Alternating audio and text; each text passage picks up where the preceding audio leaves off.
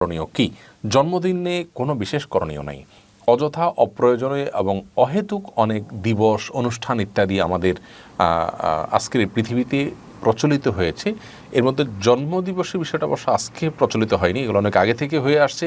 কিন্তু এর আগে আমরা বারবার বলেছি যে নবী করিম সাল্লাল্লাহু আলাইহি সাল্লাম, সাহাবা একরাম, খোলাফা রাশেদা, ইসলামের সোনালী যুগের সকল মনীষীগণ যারা আমাদের অনুসরণীয় অনুকরণীয়, তারা কেউ জন্মদিনকে কেন্দ্র করে কোনো আনুষ্ঠানিকতায় তারা কখনো সামিল হননি। যার কারণে একজন মুসলিমের জন্য এটি কখনো করণীয় কিছু হতে পারে, অর্থাৎ দিবসকে কেন্দ্র করে আমাদের বিশেষ কিছুই করার নেই।